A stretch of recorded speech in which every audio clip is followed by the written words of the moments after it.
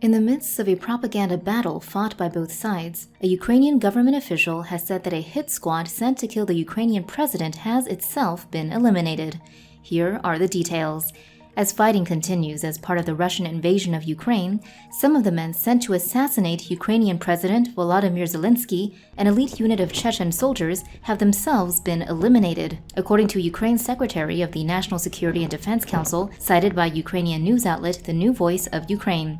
Speaking to Ukraine's Rada TV channel, Oleksiy Danilov said the Chechens had split into two groups, with one handled near Hostomel, a town near Kyiv, and the other in our sights. Seemingly corroborating part of the statement, the Kyiv Independent reported that Ukrainian forces had successfully destroyed a Chechen Special Forces column of tanks near Hostomel on Saturday, February 26th. In a separate development, the Times of London reported last week that more than 400 Russian mercenaries are operating in Kyiv with orders to assassinate President Zelensky. The Wagner Group, a private Russian militia, flew in mercenaries from Africa 5 weeks ago on a mission to decapitate Zelensky's government. Those reports, and the state of Zelensky, who reportedly turned down a CIA offer to leave Ukraine before the invasion began, demarcate just one element of the ongoing battle for the country.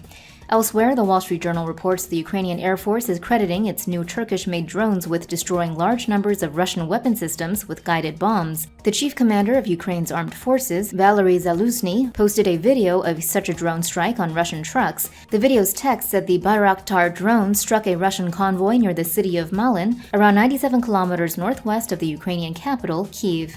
A few such videos show multiple bombs hitting Russian weapon systems in wooded areas and in convoys, with stuck convoys presenting the opportunity to target explosive-laden targets like a supply truck. Russian troops, though, have been deploying anti-aircraft missiles effectively against such drones. As the war in Ukraine continues, Russian President Vladimir Putin has ordered nuclear deterrence forces on high alert. Here's what that means. After invading Ukraine, Russian President Vladimir Putin has escalated the situation further by ordering the transfer of deterrence forces to a special mode of combat duty, thus raising the specter of nuclear war. While the ambiguous order could simply be a threat to the U.S., one strategic alternative is that it could mean Russia is dispersing intercontinental ballistic missiles from their bases and fitting them to long-range heavy bombers, according to one senior fellow at international affairs think tank, the Carnegie Endowment, cited by the Financial Times. The order could also involve moving tactical warheads from centralized storage facilities to deployment locations as a threat to Ukraine. However, alternatively, Pavel Podvig, a senior research scientist at the UN Institute for Disarmament Research in Geneva, suggested on Twitter it could mean that the Russian nuclear command and control system received what is known as a preliminary command, which essentially means connecting the wires of the system so that if a launch order was issued, it would go through. In peacetime, the system is there, but the circuitry is disconnected, Podvig explained. Even if you press the button, nothing would happen. However, if Russia believes it entered a threatening period, the National Command Authority can bring the system into a working condition, connecting the wires. Podvig added that the preliminary command could also trigger visible actions such as submarines leaving ports or weapons loaded on bombers and bomber dispersals, but this is not necessarily the case.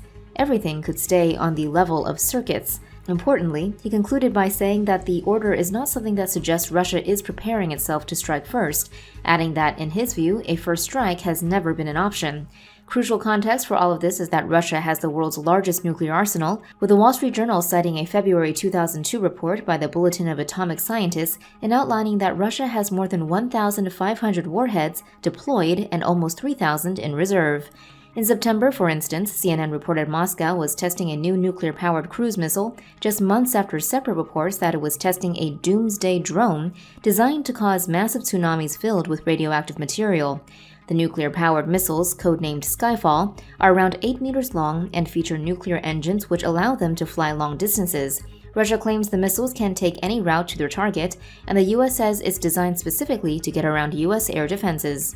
Meanwhile, in April, CNN reported on Russian tests of its new Poseidon 2M39 drone torpedo. Unlike conventional torpedoes, Russia says this behemoth can snoop around enemy defenses to sneak up to enemy coastal cities. Once in position, the huge device would set off its massive nuclear warhead to create large tsunami-like waves, inundating cities and large areas of coastal land with radioactive particles, making the land uninhabitable for decades.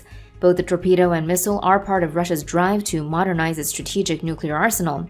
As of now, the live situation with these weapons is that, according to The Guardian on Monday, a statement by Kremlin spokesperson Dmitry Peskov could be seen as an indication that Putin's decision to put these nuclear forces on high alert was a kind of high-stakes diplomacy.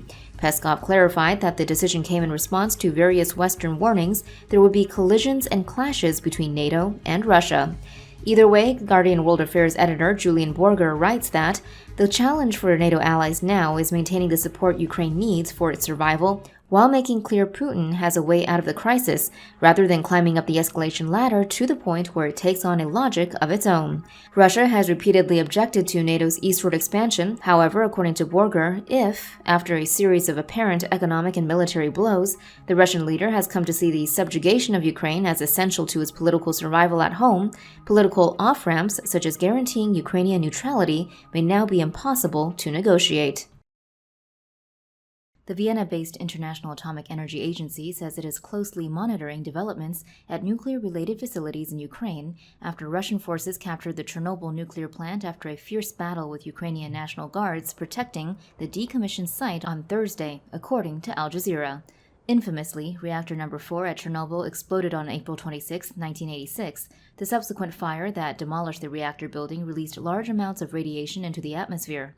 Citing the official website of the site's operator, Reuters explains that nuclear waste management and storage remain ongoing at the site, while New Scientist reported a surge in fission reactions around the destroyed nuclear reactor in May last year.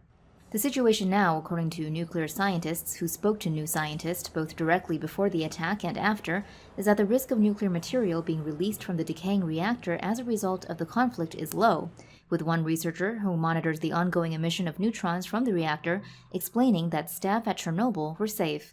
The entrance of Chernobyl is controlled by Russians. They do not enter inside, he said. Bruno Merck at the University of Liverpool meanwhile concluded, I think as long as there is not a deliberate attack, the risk is comparably low, though he added, if it's a deliberate act, you could possibly do it. Closest to the situation itself, Chernobyl scientists who worked on confinement plans at the site told New Scientist on February 22nd that monitoring work would continue and that all safety systems at the plant are working well, but that scientific data processing has been partially suspended. In terms of the wider Russian invasion of Ukraine, NBC News reports that Chernobyl is most likely valuable because of its location, sitting on one of the most direct routes to the Ukrainian capital, Kyiv, as Russian troops look to push through the country. Chernobyl also sits as a powerful symbol for the decline of the Soviet Union, with the disaster widely being seen as helping to lead to its ultimate collapse. Russian President Vladimir Putin has described the fall of the Soviet Union as the biggest geopolitical catastrophe of the century and is seen as keen to revive Russia's Soviet status on the world stage. Of course, the inherent dangers surrounding nuclear material within a conflict may also be in mind. Evelyn Farkas explains to NBC that even if Putin has no interest in the decommissioned plant itself, Russia would likely want to secure the facility, especially with the potential for a long-term fight with the Ukrainian insurgents if Russia continues to occupy the country. They certainly don't want loose nuclear material floating around, she said. For more news animations and explainers, hit the subscribe and bell button to join the TomoNews family. Thanks for watching.